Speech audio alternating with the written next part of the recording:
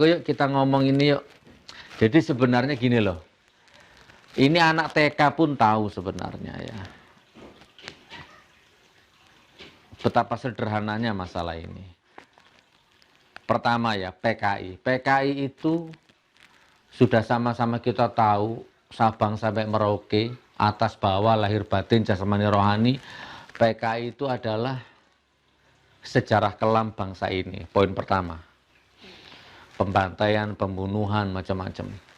Nah, PKI itu adalah, kalau kita ringkas, intinya adalah suatu organisasi yang terlarang, ideologi yang terlarang, bahkan sudah diikat oleh TAP MPR 25, nomor 25.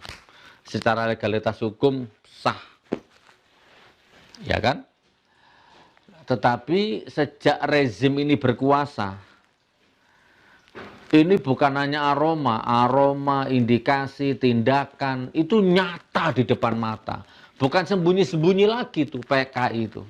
Nyata. Ya, penguasanya rezimnya ini. Nah, jadi aneh. Setiap orang yang ngomong PKI ditangkap. Contohnya Ustadz Alfian Tanjung sampai di penjara, didolimi, dianiaya. Tidak ada satupun orang PKI yang ditangkap. Justru yang ngomong itu loh PKI, itu loh PKI, malah itu yang ditangkap.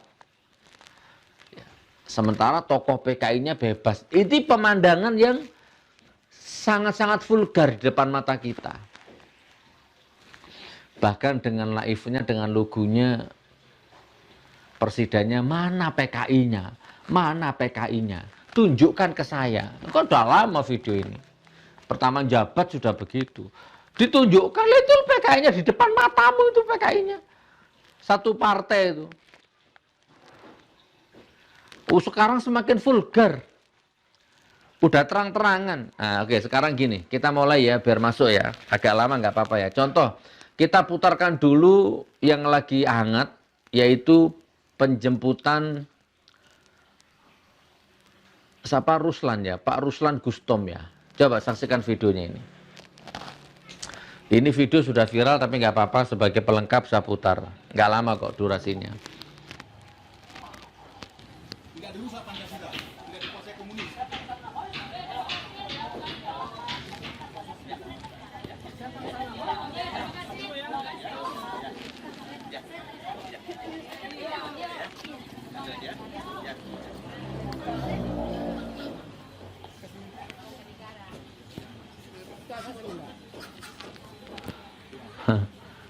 Betapa sederhananya masalah ini.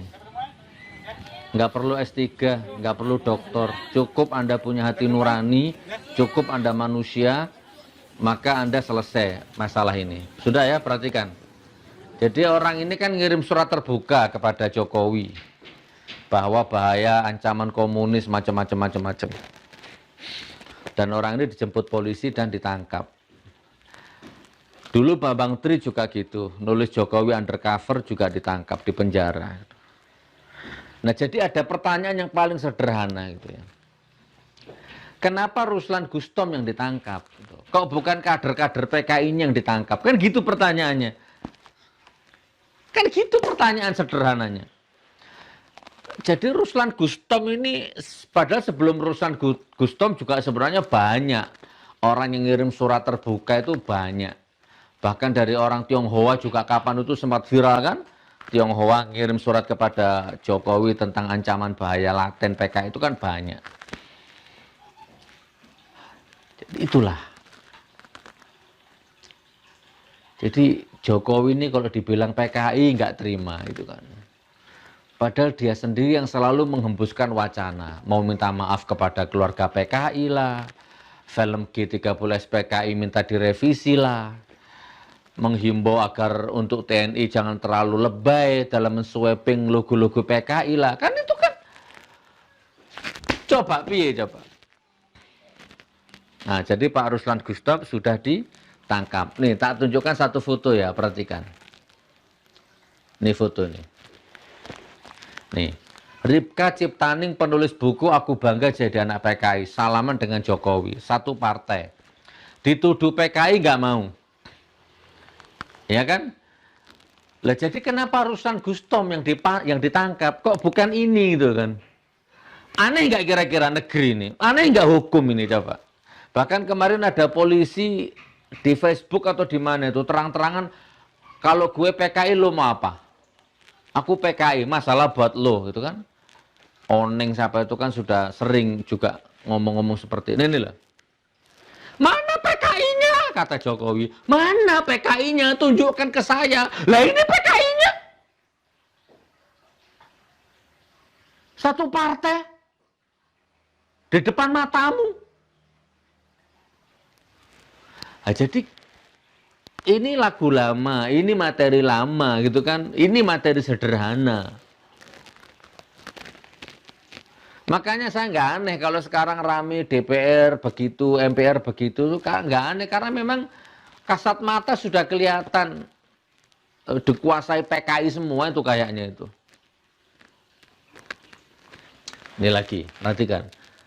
Loh, Pak Polisi, ya lagi-lagi aku nanya sama Pak Polisi ya. PKI itu kan terlarang, TAP MPR-nya ada, kekuatan hukumnya ada, payung hukumnya ada, legalitas hukumnya ada. Loh tapi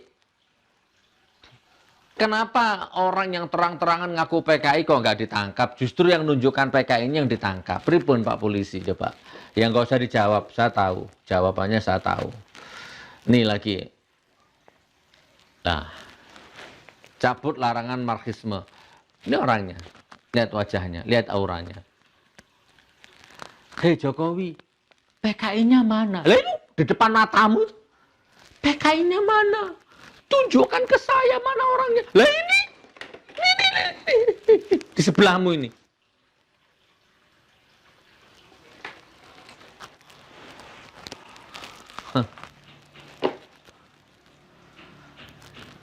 Negara sebesar ini. Belum. Masih ekstra ini, belum. PKI-nya mana? Lah ini. Ini PKI-nya. Bukan omong kosong, ternyata benar apa yang disampaikan Bapak Jenderal Purnawan Keflan Zen. Mereka sudah mulai bangkit. Tidak penting tidak bangkit. Yang penting kan ini. Mana PKI-nya? Lah ini. Ini latihan ini. Di mana ini? Saya percepat. Nah ini.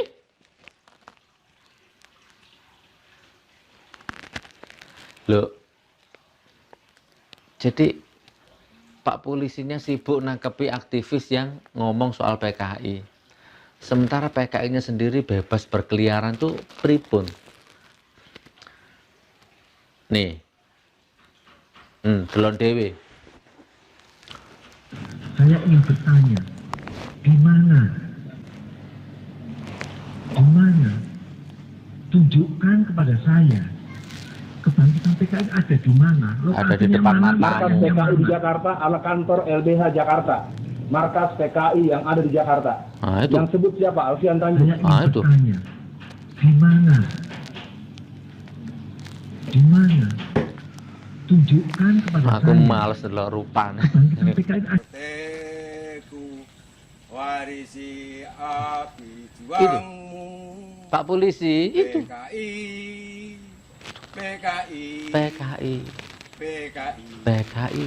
Ku teruskan jejak juangmu. Oke. Itu PKI-nya itu. Pripun? Kok jadi Pak Ruslan Gustom yang ditangkap? Nih, ini video lama semua, perhatikan.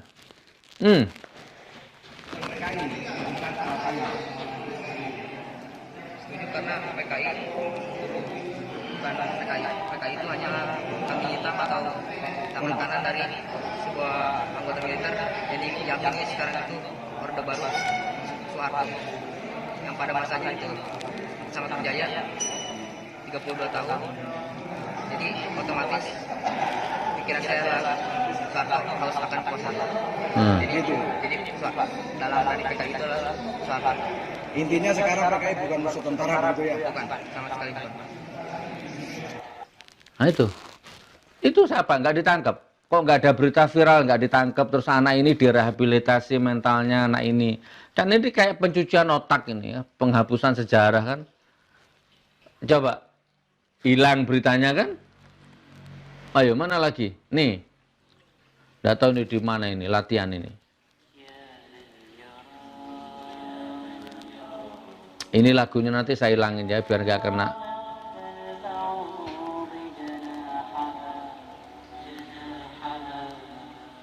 PKI-nya di mana? Lah ini. Ya sudahlah, memang ya sudahlah, ya apalagi lah nanti biar Allah yang menghancurkan sehancur-hancurnya, kan begitu ya. Oke, saya percepat. Mana lagi ya? Sebentar.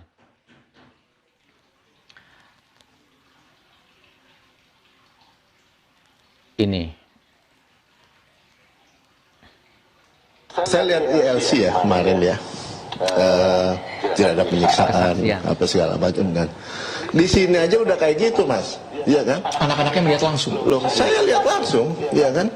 Edi lihat langsung, kakak-kakak saya yang perempuan juga lihat langsung. Cuma waktu penembakan memang saya sama Edi. Setelah penembakan itu karena suaranya keras, bangun kakak saya semua. Saya masuk ke kamar mau membangunin, tapi yang keluar Ibu Jui duluan. Kami kejar Mas dari belakang.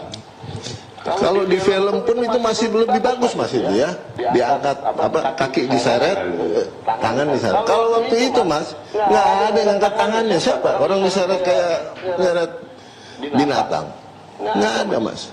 Diseret sampai keluar, dilemparlah ke dalam bus kalau nggak salah. Almarhum itu dilempar ke dalam. Sudah ada, saya nggak usah perpanjang. Intinya ini kesaksian dari keluarga yang dibantai gitu kan. Terus kemudian ini ada video menarik ini. Mana tadi ya? Saya sudah download tadi. Mana yang dibacakan puisi sama Ismail Marzuki terus kesurupan semua itu. Oh, enggak ada ya. Ada di mana tadi ya? Carilah di YouTube, ada itu. Dalam sebuah acara Taufik Ismail ya bacakan puisi tentang PKI, tiba-tiba marah semua, kesurupan semua orang-orang PKI-nya.